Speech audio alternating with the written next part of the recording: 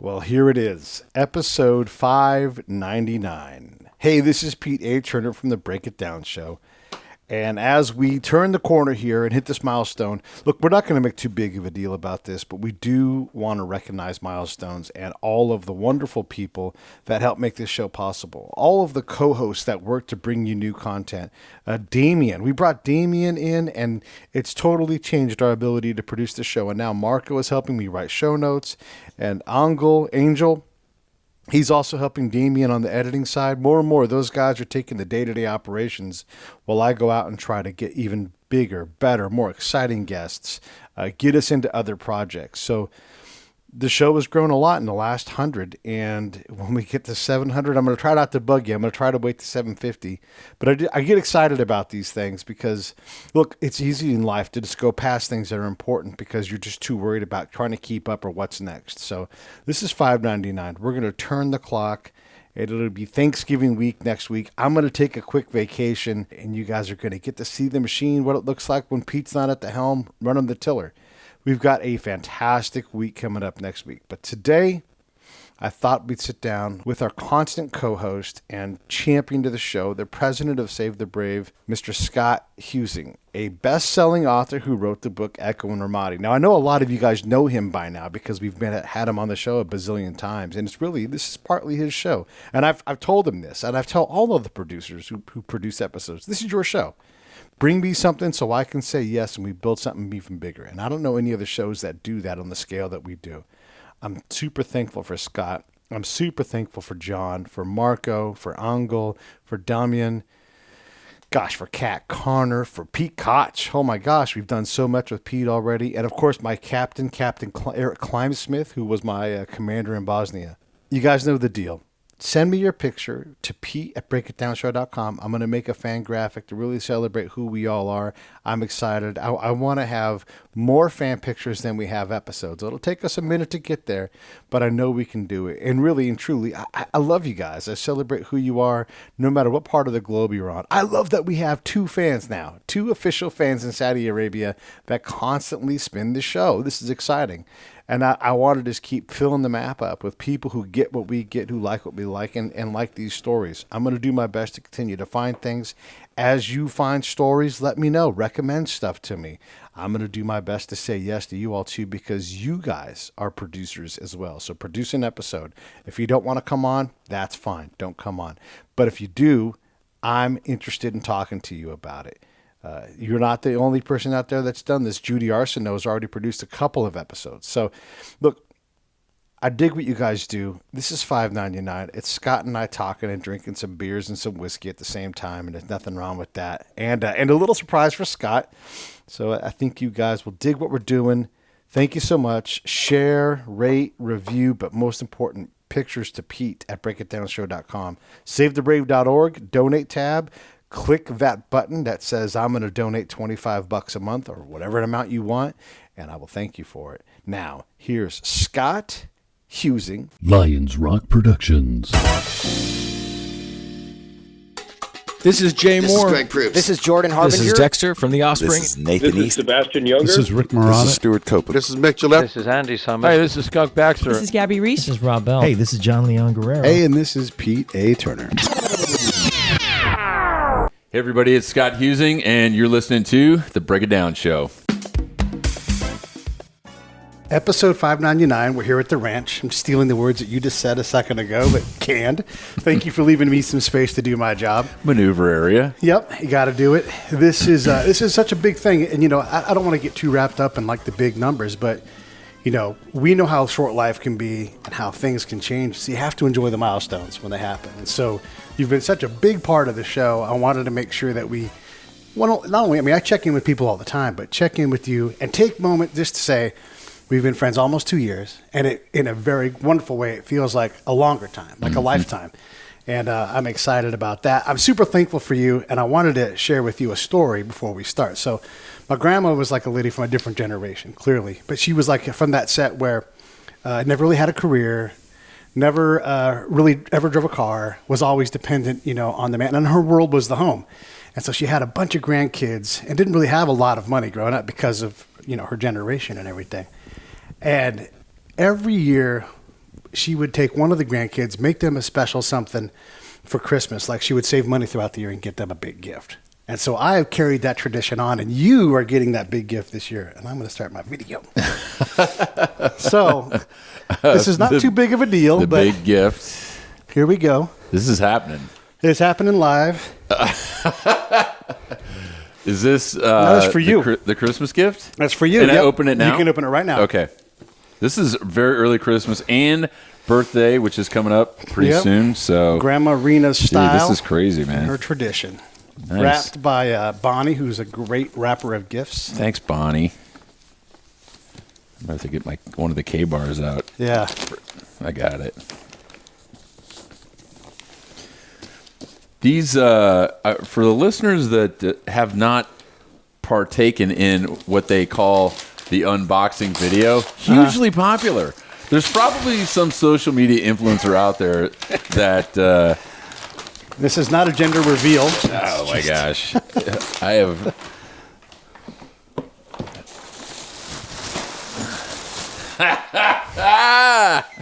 Oh, man. Oh, yeah. All right, so for those of you that don't know, I've been hounding Pete up. If you go back to every episode and we talk about Saturday Night Live and the Five Timers Club, but this jacket right here, my friends, this is it. You've arrived. Yeah, I mean, is there a higher pinnacle that you can get to on the Break It Down show than the smoking jacket? Yes. Yes. I'm going to slip this on. Hopefully it fits. I had to kind of guess on sizage. Nice. Oh, you nailed it, my friend. You nailed it. There it is. Look at quality that. item. With upgraded collar. And Oh, man. All right, this is staying on. This is happening. Thank you for that. yeah. Well, that's what we do, you know. I mean, it's all about the human connection, you know, and the good times that we've shared. And, you know, I wanted to do something special, and that's what she would do. And so it's just neat to be able to share these moments. Too much, man. Yeah, it's great. So cool. Yeah. Upgraded all the things I could upgrade that made sense. That didn't make it too much. I like the upgrade. I think you're a fan of the upgrade too in everything we do. Yeah. I think you mentioned that too when you take stock in things. You take stock in life, and you've got a lot of perspective. And there's a lot of things we probably couldn't spend money on or do, but you know why we do them? Because we can. Yeah. Because we led our whole childhoods not having anything, and then spending a majority of our lives in combat zones, and then figuring out, you know what, we deserve this because I've flown last class my whole life. So like every once in a while I will treat myself. So. Yeah. Well, and that is, I mean, that jacket is a bit of, I mean, it's a quality jacket for those that can't see because they're not here. But, you know, you spend the extra $15 on the upgraded liner. Is this a little, right. There's a monogram on the inside pocket that says Sierra Hotel. That's right. Scotty H. Yeah. I love it, dude. Yeah, man. It's what we do. And so it's the little things, man. This is classy. $5.99. $5.99, man. When we first started, you know, hanging out, you hadn't even officially dropped your book yet. And now you've got an enviable artistic career as an author. People would look at that and be like, I want to be like Scott. It's humbling. Yeah. That's really the only word I can continue to reiterate is it's such a humbling experience to travel around. And I mean, we just did a podcast in San Diego, and we walk in the Warrior Foundation. Yeah, with Joe Musselman. The Heroes Foundation. Yeah, the Honor Foundation. The Honor Foundation. Right. And one of the social media marketing guys, Mike, he recognized me. Yeah. That's hard to get used to. The other day, well, not the other day, about a year ago, someone saw my shirt, because I wear a Break It Down Show shirt basically every day, and he went, da-dun-dun, and I'm like, holy shit, I don't know who that guy is. And I just pointed at him and went, that's right, and I just walked away, because I didn't know what Rock else to Productions do. theme music. Yeah. I like it. Yeah. So this episode, we're at my ranch. Pete is here. We're going to grill out. We stopped at the store, speaking of sightings, as I'm exiting the store with two teenagers, one being my daughter and her friend. This guy spots me in the parking lot, and it's the command master chief for the Expeditionary Strike Group. Okay. And he introduced me. He goes right up, barreling up to me, and introduced me to his wife, and says, "Yeah, Scott, he was the guest speaker 2 years ago at San Francisco Fleet Week, and he's a local." So it was kind of weird bumping into him, but great dude. 35 years in the Navy. There's something, we've had this conversation about the Marines, like your excitement about being in the Marines, about being a family, a brotherhood, a sisterhood, all of those things. We don't have that in the Army, partly because there's like 500,000 of us, when we move all the time, and so it's hard to bond. But we have a zillion authors too, and we just don't. There are plenty of authors from the Army that are notable and have stood out. Mm-hmm. But you guys, and I'm gonna bring the SEALs into this too, even though they're Navy. But you guys kind of cross over there. There's such a powerful author respect for one another. We just don't seem to have that, and I'm not sure why. What is it about Marine, SEAL, Navy authors that makes them have a chance at that elevation where they can be respected? Because if I wrote a book, nobody in the Army cares, and that's not unfair to all of the Army, but for the most part, it's not like that's one of our guys, because we're just too big for that. Yeah, it's interesting. I've never been asked that question. That's a good one. I think culturally, the Marine Corps distinguishes itself. The SEAL community has absolutely distinguished itself for 60 years now. And I think when you have a smaller organizations, you can have more identity. So we understand the career path, all the challenges, whereas the Army, it is a massive organization. But there's been plenty of authors and artists from the Army, I think, that have come to fame, and we could list them. And then there's Marines that write about the Army that have come to fame, like one of my favorites who wrote Once an Eagle, Anton Meyer. There's a Marine who was writing about the Army in multiple wars. But and Bing West sort of indirectly writes about the Army as well, because he writes about the big pieces sometimes of war. He does. And yet Carl Marlantis, who's a dear friend of mine, he'll be on the show coming up soon, is a Marine, Navy Cross recipient who writes in general about war. So, but it is, again, aside from making an impact on total strangers, to be connected to so many people in the writing community, it's just really fascinating. I just recently was introduced to Michael Phillips, who wrote The Gift, which Dave Neese is working on, and Dave was the guy that introduced us to John Preston. And so it all comes back full circle. Right. And John is the one hiking from San Jose to the USS Midway in January and February, which Save the Brave is going to be a part of. Right. And then Dave Neese is doing The Gift, which is Medal of Honor recipient Jason Dunham, who was killed in Iraq during the early stages of the war, and he wrote the book. So now I'm introducing. It's just, it's fascinating to me, the connections. When you look at those connections and you try to sort out, obviously you can look back at your connections and you can say this, that person, they all should know each other and connect people. But what keeps you going forward on that? I mean, I don't know, thousands of people at this point. It's interesting because especially in the social media world, which I have learned to love and hate in the same breath at times, because it's time consuming, but for the most part, it's such a powerfully, wonderful tool that brings people together, total strangers, where, again, they're not just electronic friends, they're people. And when I travel around, ultimately I can use that tool and let people know I'm going to be in there, and then we connect. And the second and third order effects of that are really far reaching. And for me, it's nice because you can just help people. I mean, you're the same way. We've had these discussions multiple times offline, but sharing the network and all of the amazing people we know, we're very fortunate, because for a couple of guys like us, to pick up our phones and here's this number, and we do it unhesitatingly and willingly, and just hand it off and say, hey, Pete, this is Ollie North, or Pete, this is so and so, and over to you guys. Good luck. Boom. That's it. But it doesn't cost me anything. It doesn't. If you guys don't get along in the end, that's your problem. Yeah. And not everything's Yeah.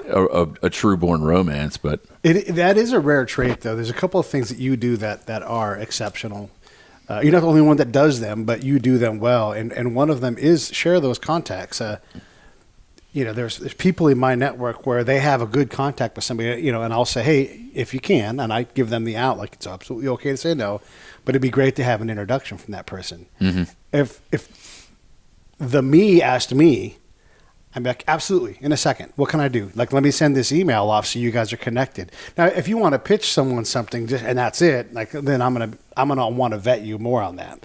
But for the most part, I'm glad to introduce everybody to everybody because it is on them to sort it out, And some people who are, I got to be fair, some people who are extremely well known and famous, I have to do a check with them first because they do get hit with so many things. absolutely. But for the most part, I'm going to give you the introduction if it makes sense. And it always makes sense to me. No, absolutely. I think as we continue to do more shows, and the Break It Down show is just, it's blown up since I was first introduced to it with Mark Valley. And Mark, if you're listening to this episode, what's up, brother? We miss you. Yeah, for sure. We got to get a hang in soon. But I think that what would be cool from the listeners is a lot more feedback and push and saying, hey, Pete, I'm Bob Smith. I live in Tacoma. Yeah. And my next door neighbor is someone interesting or someone famous or a great whatever. And they push you that information and they want to make the intro. I think that's really the power of this medium of podcasting is it's intimate, it's personal. We are invited literally into people's homes that we don't even know. Yeah. We've never met aside from an email introduction, a couple phone calls, and we show up and we're welcomed into their home. Yeah. Yeah. You know who's done that is Judy Arsenault. And I want to give her a shout out. Judy. She will say, She's a fan. Yeah. And we're already talking to this actor. He's part of our happy family, within their fan group. And so I'll give her credit. Like, yes. you're a producer. Yes. You brought someone to the show. So, and you've been with me enough times to see it. Every time I'm like, hey, if you ever want to put a show together, let's do it. And look at Pete Koch has probably done 20 episodes with me now. Yeah. So it's just like, yeah, if you got someone you want to put on the show, come on. And if you're afraid to be on the mic, that's fine. We'll cover it for you and you'll get a credit. But if you want to be on the mic with your neighbor who's super famous, then by all means, let's do it.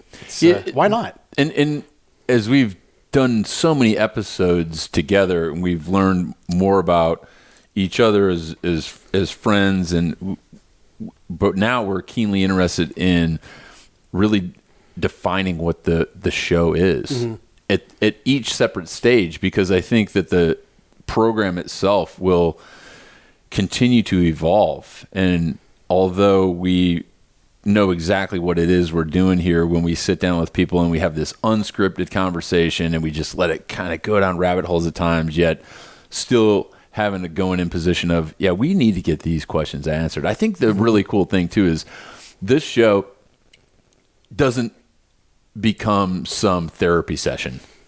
Yeah. We're not asking those types of questions where we want to try and break people down to that point. I mean, it's not the Break It Down show to make people cry and get emotional, although we've had plenty of that. Oh, sure. Where we've asked a lot of really... Joe was getting emotional today. Easily could have pushed on him and taken him to a different place, Yes. Easily could have. Easily. And I think there's so much power in that. But that's the cool thing that I've seen is that people are just sharing. And it comes from the heart, and it comes from what they're passionate about. I don't think there's been many people we've had on that are not absolutely passionate, where they're just scripted and hitting their talking points. It's just going to continue to get better and better and better. Well, even if they are scripted, one of us is going to grab that script and say, stop. And we did it today. You're talking about point 2 in your script, but let's really dive into it. Let's get into the outline. Let's go to, Roman numeral 1. Let's go to, sub A. Let's get into, we move them off of that script and push them to where their expertise really matters. You're going to give me an outline, that's great. And sometimes where I shut up, I let them just do it because they don't have their outline out there enough. Yeah. But most of the time, I want to grab that sub line item and say, explain that to me. And that's what's interesting about this medium too. And I love talking about it because I'm so fascinated by what podcasting has become. And it's been a tough market to break into as far as making money, but the same could be said for a public library. Yeah. Those employees don't get paid much, but they are really a repository, the parochial repository of all things information. But there's nothing better than podcasts to listen to subject matter experts when they say, we're going to drop a pod and we're going to talk about this: writing, acting, athletics, podcasting, anything you need. Yeah. It really is becoming the modern day encyclopedia of everything you need to know from the resident expert. So if you were just pinning me down to the mat talking about how I joined the military or how I became a writer or how you get an agent, like, we could answer all those questions. And this isn't a self-help show. Right. But a lot of that comes out when you scroll through and you look at all the episodes that you've stacked and racked, is a wealth of knowledge. It's pretty staggering to think about because there's so many podcasts out there. I don't even know what the number of active pods are out there. So many. It's tens of thousands, if not hundreds of thousands. There's so many of them out there. Active is a little higher bar to get over, but you're right. And then I was realizing this the other day, and I'm going to toot my own horn because it's true. The show that we have built, you, John, and I, Pete, Koch, everybody who's done this, the show is a 1%er. To have 600 episodes, to have the audience size that we have, almost like every time a new show starts, it will fail 9 times out of 10 before it ever gets near us. Mm-hmm. And really, it's 99 times out of 100. This show it makes money, not a whole lot, but there is money coming in the door. We have the ability to get, any guest if I would have known that Donald Trump Jr. was talking, going on a book tour, I've got a better than even chance of getting him on the show. Now, look, they may decide to do something else, but that's where my mind, and it's not because I'm like, I can get anybody. I mean, I do think that, but really he could say yes to this show because they can look at it and go like, well, why wouldn't we do that?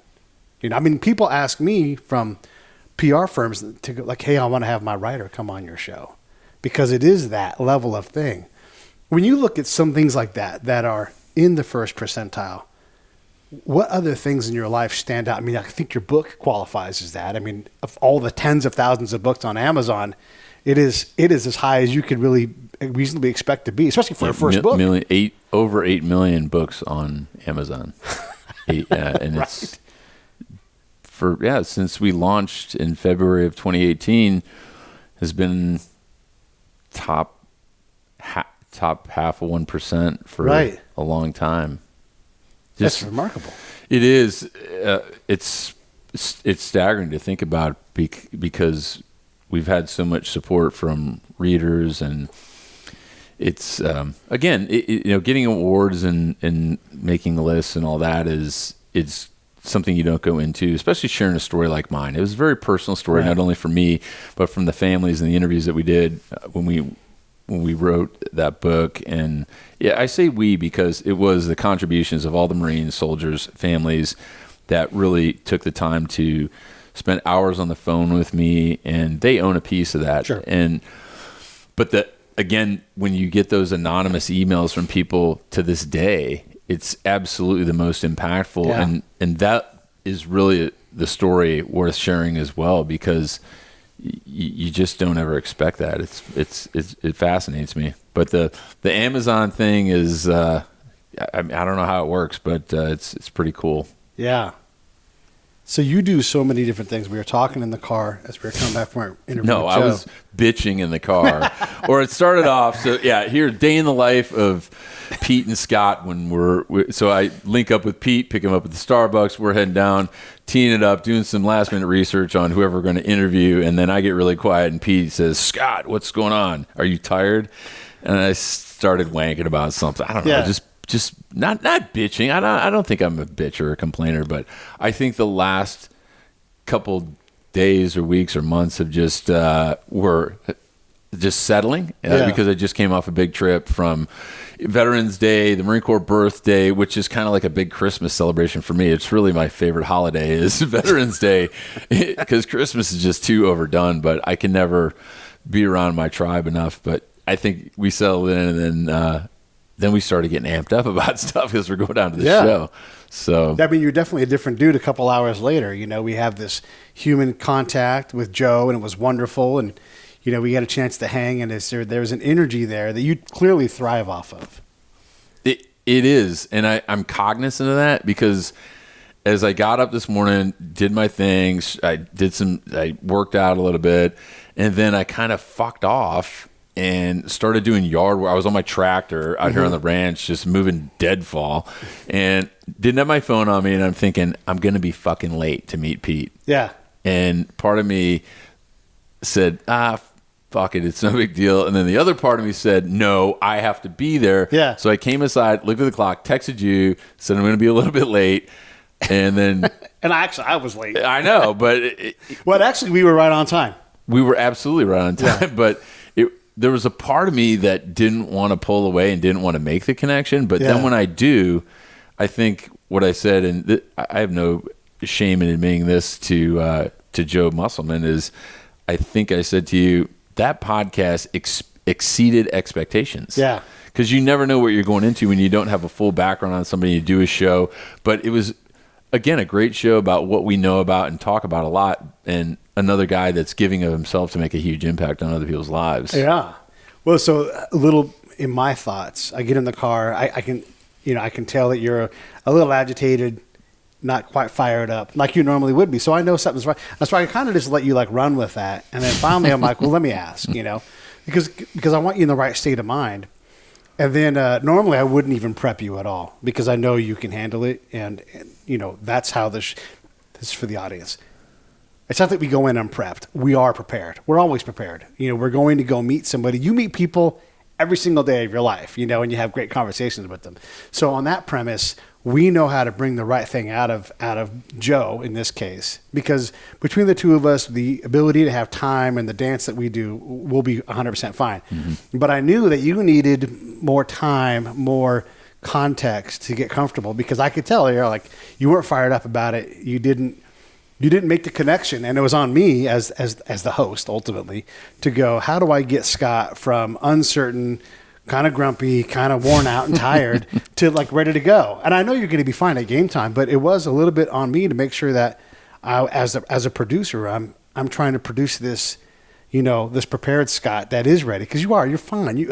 We went to the damn Nat. We sat down. Oh my God, that was you were completely fine. It was like I was going to detention. I thought, man, this is going to be, I'm going to fall asleep in class with this guy. But once we engaged, it was, I think I kind of hijacked the show because I was so fascinated by, everything that was going on. And that's what happens when we do these shows. And I think that listeners, again, need to understand how exciting it is for us to meet so many different people, not just veterans. And we talk about this a lot, and the natural tendency to gravitate towards our own people, what we understand and feel comfortable with. But we have broken way outside of that. And I talk about that all the time, not only especially to veterans, about don't be a wallflower. Don't just sit on the sideline and talk to your veterans because you feel comfortable. You talk to all these other people, introduce yourself, and be amazed. Be amazed at the people who come out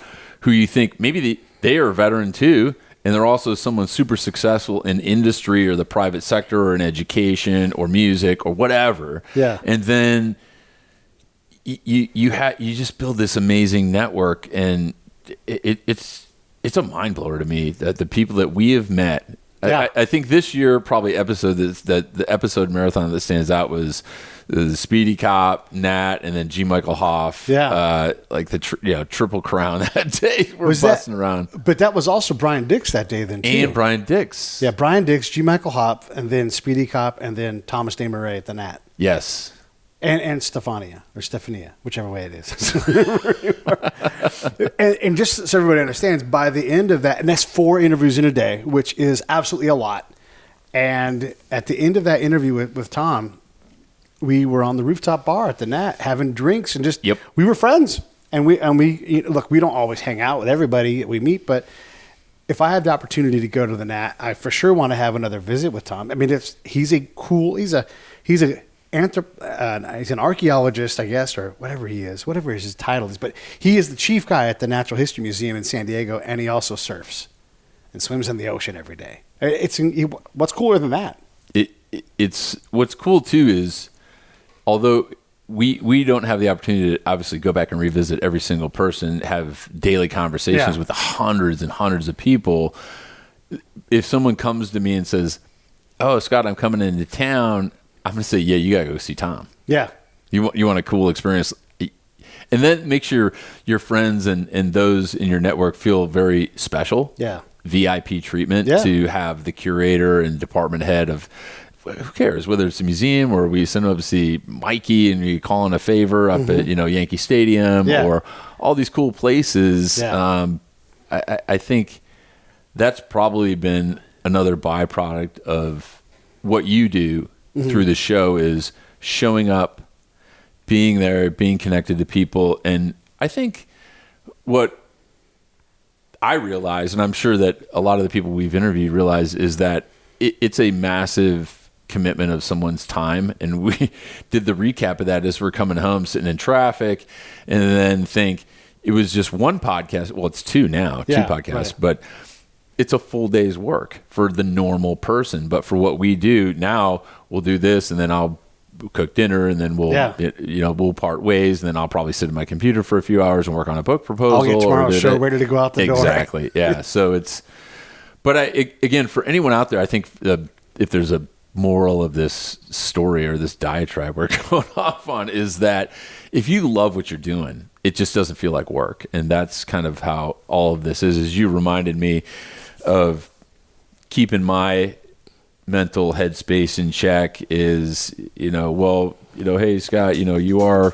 Hey, this is Pete A. Turner from Lions Rock Productions. We create podcasts around here. And if you, your brand, or your company want to figure out how to do a podcast, just talk to me. I'll give you the advice on the right gear, the best plan, and show you how to take a podcast that makes sense for you, that's sustainable, that's scalable, and fun. Hit me up at pete@breakitdownshow.com. Let me help. I want to hear about it. Mental headspace in check is, hey, Scott, you are repping 2 books, you're writing 2 books, you're still promoting your book, you're doing this national public speaking.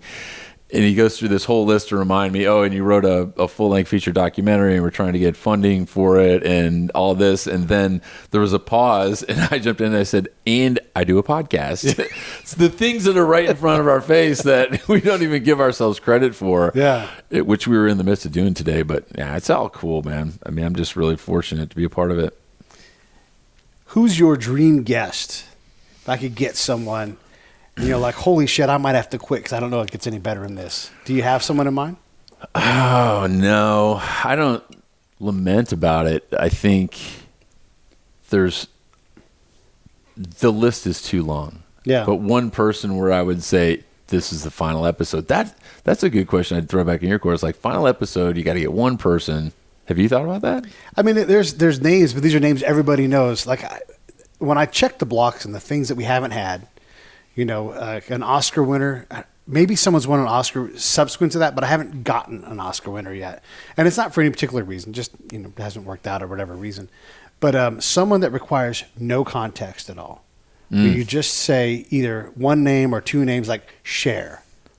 Everybody knows. I don't got to say, the lady with the great hair and the long legs and was married to, you don't got to say any of that stuff. Exactly. So, Bono would be big for me because I love you too. Tom Hanks, Bill Clinton, like, you just say their name, and you're like, holy shit.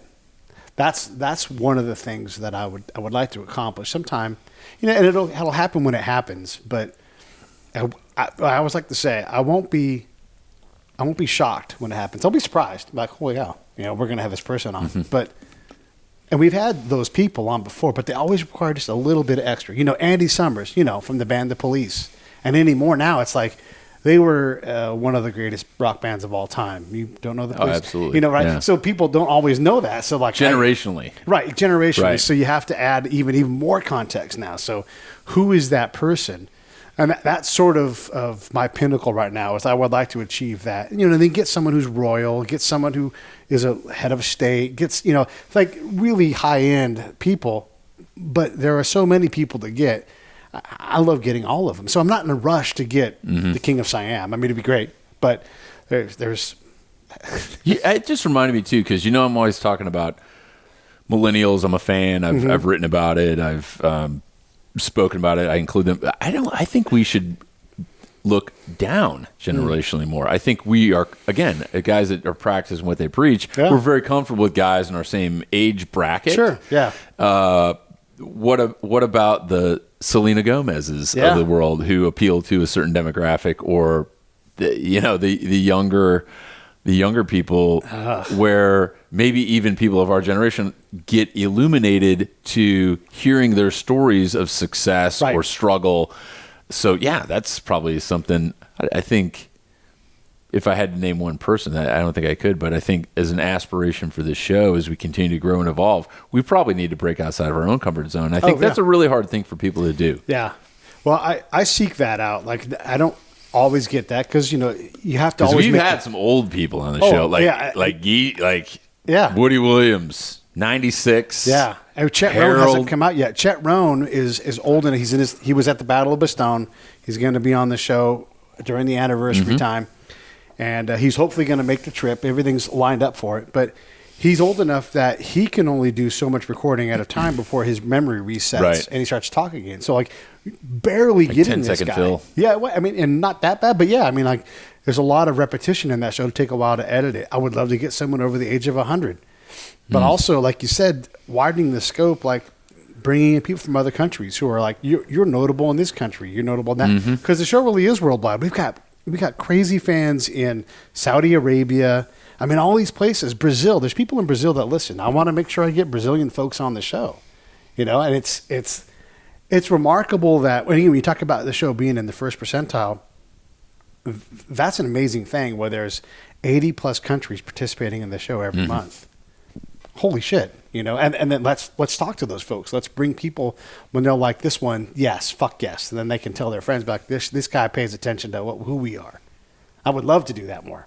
And younger people too. Yeah. I think we've had, again, that's a goal, I think, as the show evolves, definitely, is to go more global. And when you were talking about the trip, by the way, for the listeners of this episode, he's talking about going to the 75th anniversary in Bastogne in Belgium, where I'm going over. I'm actually doing this crazy bootleg trip from Southern California to Reno to DC to Boston, and then from Boston we're flying over to Bastogne with a good friend of mine, fellow Marine Andy Biggio, who will be an upcoming guest on the show, who wrote an amazing book called The Rifle, about the war and how it never even leaves you, even in your 90s. But it's about all these amazing World War II veterans and this rifle that he signed. And to be able to be friends with Andy, the story he shared, and yes, he's a Marine. He's also a Boston cop. So he's out in Boston. That's how we met. He flew me out to speak at his event. And then Woody was there. He says, and by the way, I wrote a book. I'm like, yeah, right. Yeah, everybody's writing a book. But he did the work. And the audience will hear more about it because we're going to get Andy on and we're going to talk about it. And it's going to be a great episode. The book is being finished right now. My publisher bought it. So this trip is going to be historic. 75th anniversary of the Battle of the Bulge. And, for those that don't understand, it's there's not going to be an 80th anniversary. There's not going to be a 90th. It's it's not for those guys. There's 200,000 out of the millions that served in World War II that are left alive. Right. And then every day there's less and less of those guys. When we first started when we first were working together on the show, I'm always respectful of everybody's time. I throw the offer out because I don't know what you get. And I genuinely want to share time with all of the different people that I offer to be a producer of an episode. But you continued to say yes. And you are, as we all know, super busy. You also didn't mention your charity. You also didn't mention the 2 different speakers that you're developing. You also didn't mention that you've got an active ranch with horses and everything else. You are a busy dude. Why did you keep saying yes? Because of you. Okay. Because of this jacket, man. I wanted to, after this, I'm out. I got the jacket. That's it. No. It's because of you. I mean, you're one of the most genuine people that I've ever met in my life. 2 years or 22 years, doesn't matter, dude. Yeah. You care, and people have heard me say it a million times. Is I can teach people a lot of things, but I can't teach people to care. And if you don't care, it's all fucking worthless. And really, I'm so happy every time we do a show and we meet so many cool people, and there's hugs and drinks and dinners. And I don't think there's been very many podcasts where we schedule something and we're going to do it for an hour and we're out and just check out. It always turns into this bromance or a dinner engagement, or hey, hang out, and we extend our tour and hang out with people, because there's just such a really cool connection with everything we do, because people are willing to share of themselves, and they understand that this show is creating something different, and it's just gonna continue to get better, I think. Yeah, and it gets more international. That's why I say yes. Yeah, okay. That's why I say yes. Yeah, it does, and it does continue to get better. I also say no. Yeah, there's things you say no to. I say no. Sure. You said no today to a guest. You're like, I'm good with that. I'm going to do something else. And that, again, we're adult enough and we're mature enough that you get to say no to things, and I don't have to be upset about it or feel bad about it. Right, and that's what's cool too is to say no is hard for me, and the reasons that I say no, just so people don't think I'm being a blind asshole, is I'm too good for something. I'm just so busy. Like, you have to commit time to yourself. And I think there was, I don't remember who you were recording last week or a couple of weeks ago, and you hit me up, and we were going to Zoom in and battle the internet demons to record a pod. But I was focused on working on something that I had a deadline for, and I wanted to say yes with every fiber in my body, but I knew what needed to be done, not what I wanted to do. Because if I had my druthers, I would be interviewing and doing pods with you, because it is a cool thing. Yeah, well, it's not like we don't do a lot of them already anyhow. Yeah. So I've lost count of the number of episodes. Yeah, and I have no idea. I just offer them up and we do it. So one of the big questions that people want to know about podcasts is, how do you monetize? And first off, I think that's the wrong question. It's an uninformed question. It's not a bad question. It's just, you need to understand. And my normal response is you pack as much value into your show as possible. Your show is valuable, and you will get value back. It may be money, probably will be at some point, but you will get so much more value out of it. And we've been kind of talking about that in a bigger thing. But how does one monetize a podcast? Now that you have one that's a smash and huge, 599 episodes. Easy. You believe in it. All right. And that's what you do. You believe in this show. John believes in this show.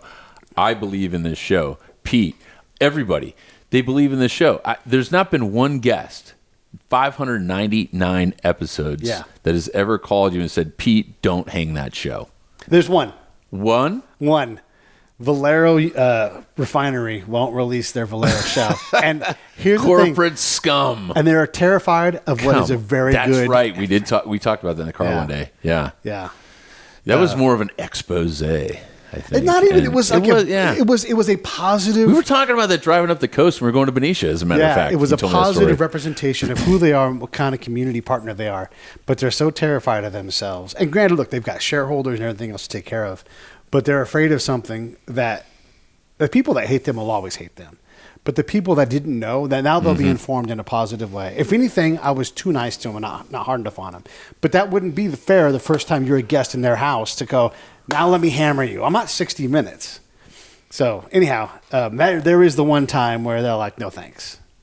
But getting back to the moral of it, again, is you care about it. And I think that comes through in everything that you do, not just with the show, but your relationships and commitment and willingness to give of yourself. I think that comes through. So, but monetizing it as far as making a profit, I think it starts with carrying in it, believing in what you do, and understanding that it may not pay off monetarily right up front. It takes time and commitment to get to that goal, and sometimes you just wait for those happy accidents. You knew this before my first book even came out. Is I was very candid, and I said, listen, I don't care if this book only sells 250 copies to the Marines that I wrote about. That's why I wrote the story. And then to sell tens of thousands of copies is a bonus. Obviously, Yeah. and hey, for the record, the non-writers out there or readers, like, you don't get rich even by selling that many books. Right. You just don't. Right. But that's not what it's about for me, because giving back as we do through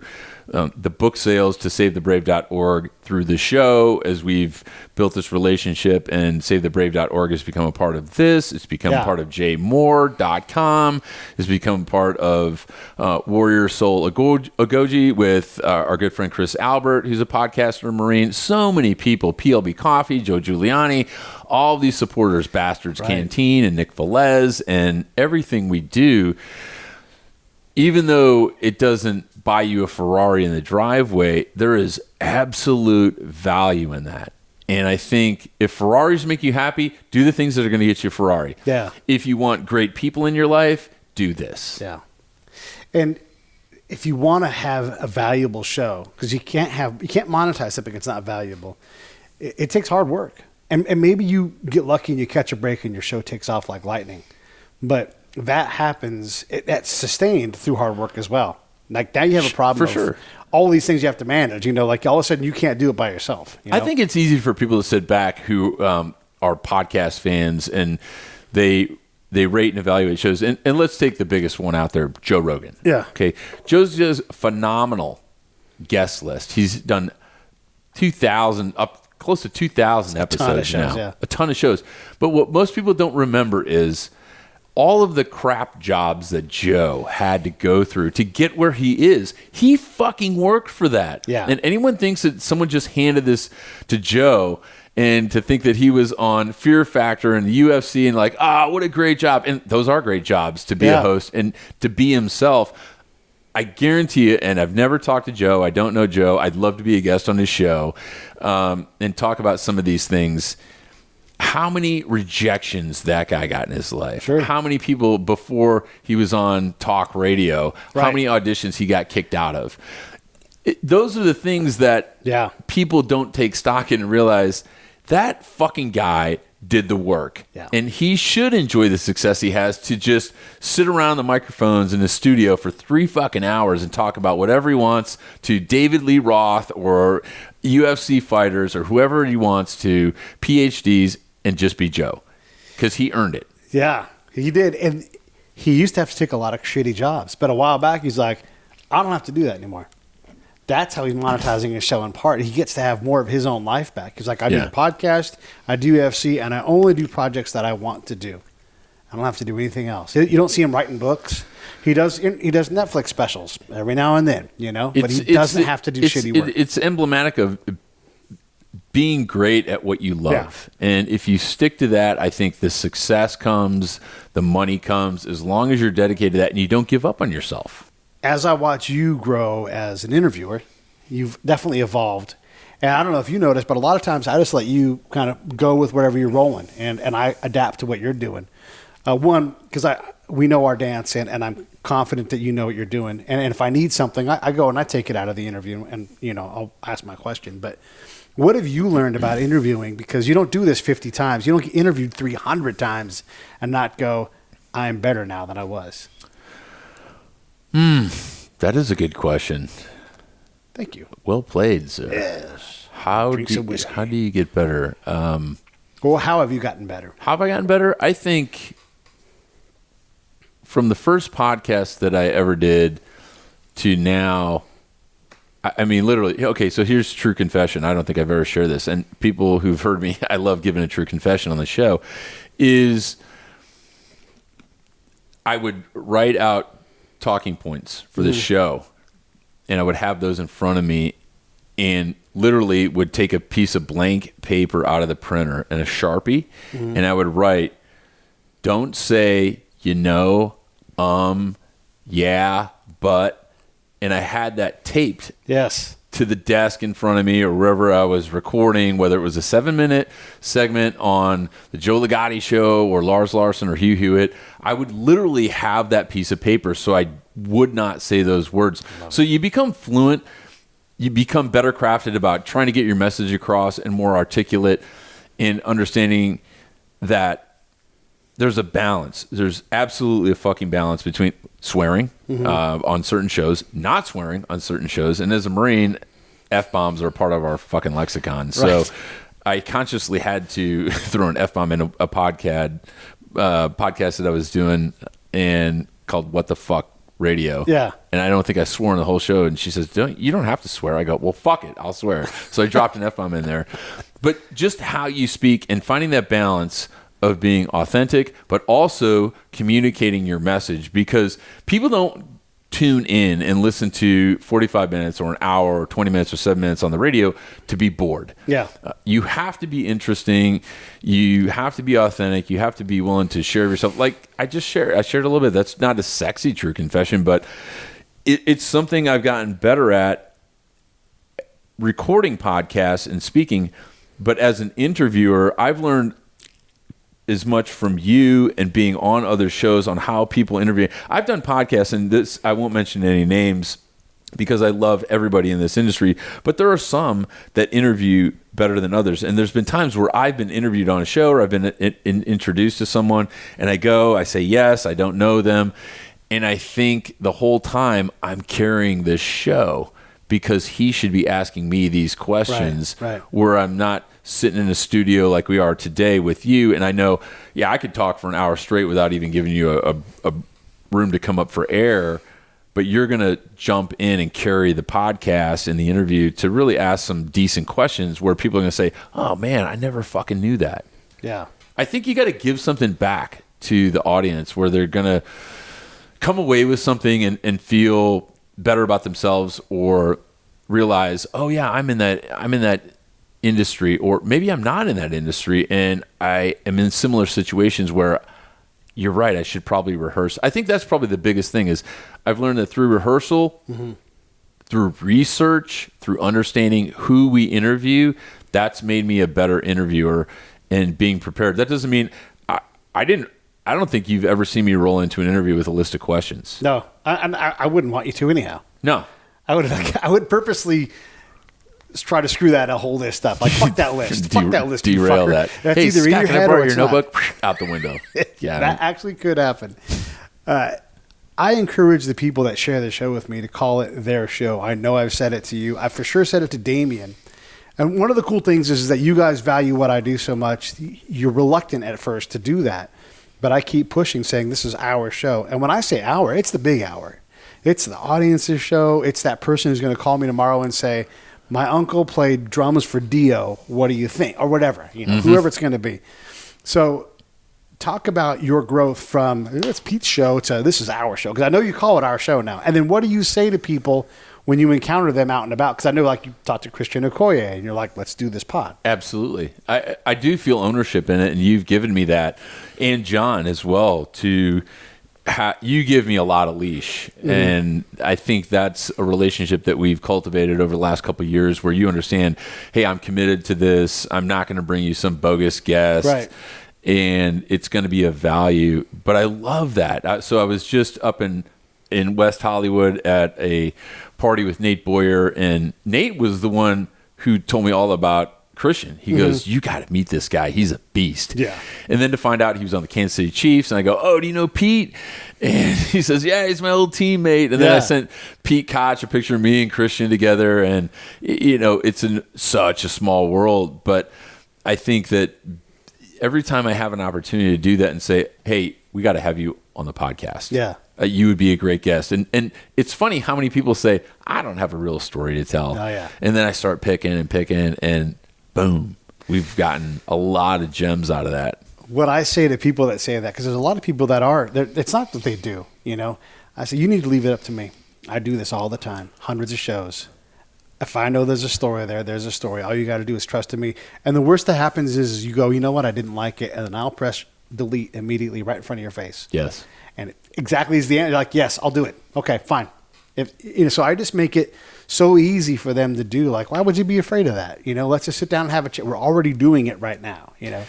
And we, one of the other things too, which is interesting to talk about as far as people saying yes, is the willingness of what you do to drive to people's homes, to drive to people's safe space where they feel comfortable sharing with you. There's so much power in that.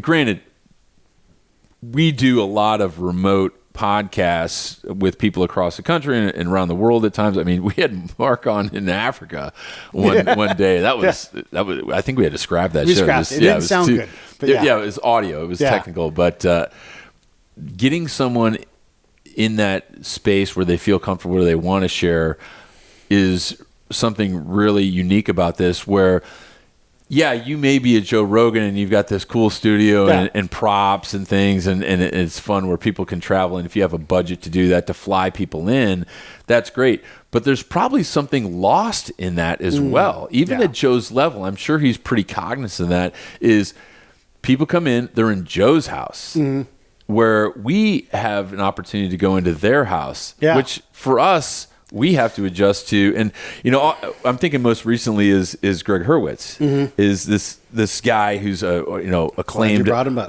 author and advocate. He's writes comic, he screenplay, and we just show up, and it's like we'd known each other for 10 years. So here's a spy thing that I learned. And I'm glad you brought up Greg, because I did it with Greg, and you're going to remember the moment as soon as I say it. So I am in your dojo. This is your stuff. And I can point and go, what's that canvas bag over there? I got you. I own you now. You belong to me.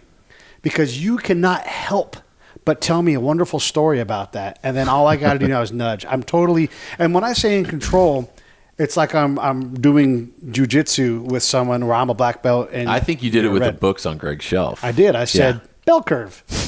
Bell curve. And I when we were with Joe today, I looked at his shelf while we were sitting there, and I'm like, I didn't need it in this case. But believe me, like if I'm in someone's space, it's I'll tell you the story. So we had this Afghan governor guy, and everybody wanted him to rebuild the bazaar, and the army was pushing. The general came out of nowhere like, we're going to rebuild this bazaar is what we're going to do. And I'm like, first off, it's all bullshit. He never talks about it. But I asked him one day, and I said, we're always in this stupid office. Let's go walk around. This, by the way, in a combat zone where people get shot at all the time, where people literally died in that area. And I said, show me what you see this town being later on. And we walked up and down. And it's just a tiny little street. But you know what happened. He unlocked the whole world for me, because I got him up and out. And like I said, he's a black belt and a red belt. You're awesome. You're great. But I own you and what you're going to do. And from that moment on, I had built so much trust with him because I asked him what his vision was. And he was able to walk and show me, describe, and put me in that moment.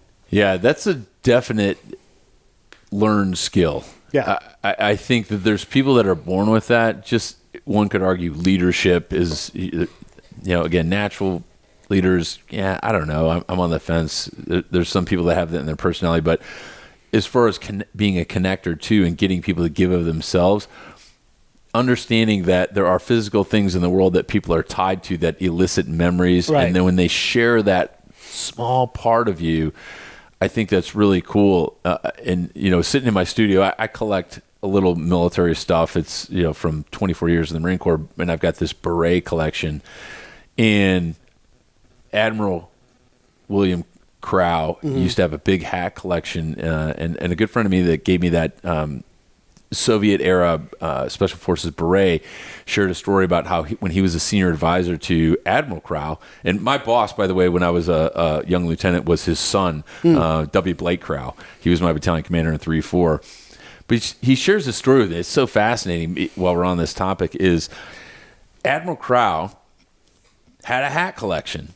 Yeah. And he would have all these foreign dignitaries come in, and they were drawn to the hat collection. They would say, what is that? Yeah. And so he would pull a story in, and then he would turn it to get them to kind of loosen up. Because at that level, when you're the chairman of the Joint Chiefs Staff, it's a political role. But he used that as a tool to pull people in. And it was fascinating because the former Army Ranger that gave me that beret, after the story, he says to me, we're up in L.A., and he says, you know what, Scott? I wonder whatever happened to that hat collection after Admiral Crow died. I said, you want to find out?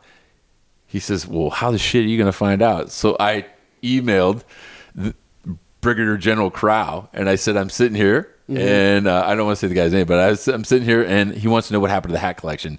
So my old boss emails me back. He says, yeah, well, my dad died. We kept some of them. We donated some of them. The girls have some of them. But that was a powerful hat collection. Yeah. And I have no idea if I had any impact in that. But when I pointed out your canvas bag, I wouldn't let you respond about it, right? But I pointed out, and it put so much of you into that thing where you just like, you have to burst at the seams. Like, let me tell you about this hat collection. Like, those stories come out because I pack the emotion into there, but it's so delicate that you don't, the subject, the guest doesn't sense it, especially when they're totally comfortable in their dojo.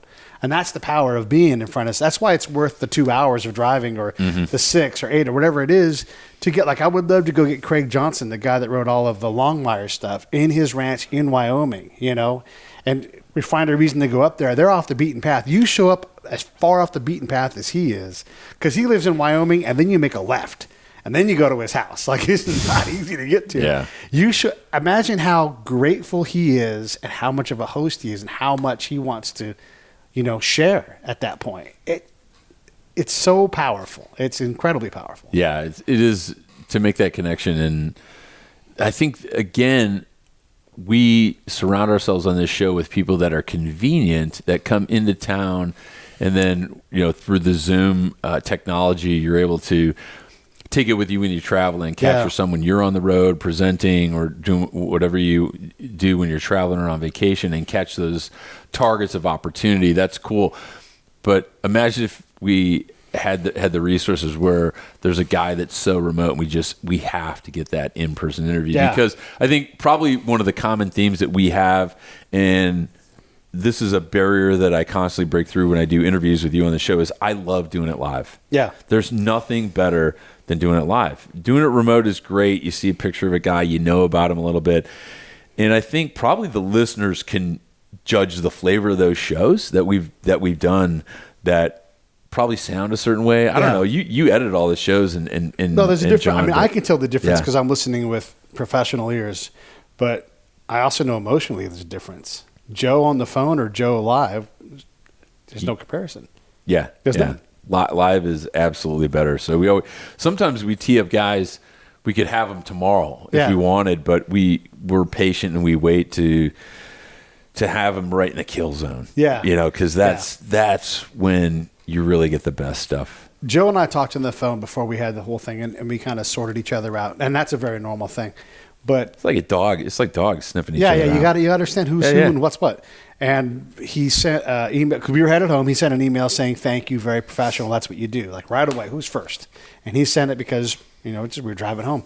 And then I'm like, "Yeah, absolutely, wonderful time. You were great. What a great." And all honest. And then he's like, "Let's keep this going." That doesn't necessarily happen via remote. Mm-hmm. And now we have someone that's well connected, understands the value we bring, and obviously we understand the value of him, and that's, you can talk about monetizing a show. We now know Joe, and that guy's raised millions of through Greg Hurwitz. Yeah, and both of those guys know so many people. The show just gets a little healthier, but such stronger. Random paths in life. Yeah, that much like many of the relationships we have is two guys you never thought would be connected, and then it was just a simple name drop. Yeah, only predicated off the mere fact that we're both in the military. Yeah. Greg was obviously kind of a SEAL junkie who knew Navy SEALs, and first thing that came to mind was Joe. Yeah. And then the connection's made. Yeah, so it's crazy. We're at about an hour, and I want to give you the mic for a second so you can ask me anything you want to ask, because I've hammered you with a lot of different questions and philosophical things. So I want to be fair. Yeah, I don't know how philosophical. We little deep dive in some areas on this episode, but man, what a great run this has been so far. And I think, what milestone did we do? $4.99 together? We for sure did 500. 500, yeah. And it's so.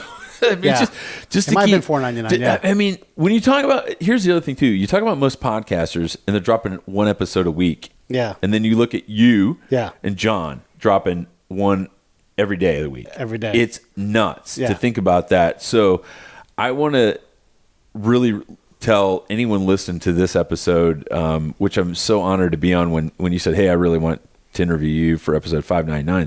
That's huge for me, because again, I don't take stock. I don't think, oh, I'm going to be a guest on this show. Yeah. Because I do feel it is my show, and I love that. But it's extremely cool. People listen to this episode. We got to hear back from you. That's my call to action. All right. I think is to get more listener involvement. Email Pete. Email John, hit us up on Twitter, hit me up at Echo In Ramadi on Instagram, and say, I want to be on your show. Because we put it out there, hey, do you want to be a guest on the show? Recommend who you want to be on the show. Yeah. But make the connection. Don't say, I really hope you have so-and-so on the show, if you can't make the connection. Yeah. Like, don't put the work on us. There's so many people listening to the show that they say, I know this guy, or I know someone. That's the in. And that's how we work. The magic of this show is through our network. I mean, without the people, without the listeners, without all the constant feedback we get in everything we do, we would not be surrounded by so many great people. And in the end, every show I do, every article I write, every time I speak in front of a group, it is all about surrounding yourself with great people. And you want to talk about getting emotional, Pete, you're one of the greatest people I've ever met. I won. Well, I haven't always been that. I've had to work at these things. Just like making my show valuable, I've had to become valuable too, Yeah. And it's part of this show is part of what saved my life. I mean, it gave me reasons to explore these things. Now I'm comfortable enough that I can push myself outside of my comfort zone. We had on a lady, her show hasn't come out yet, but her name is London Crowder, and she's a young black female who went to jail for, nonsense ultimately. And she was so bound by anger and hatred towards anything. It was really hard to figure out if we could even pull the show off. She was ready to pull the plug before she even talked to me. And we managed to get through it. And you'll hear, when that show comes out in December, you'll hear it.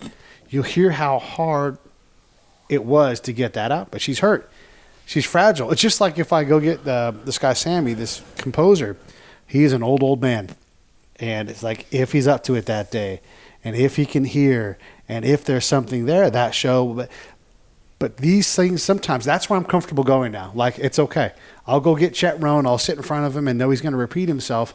I will turn that into something that we can all get, because no one else is ever going to do that. No one else is ever going to get Chet Rohn and put the work into fixing what he did.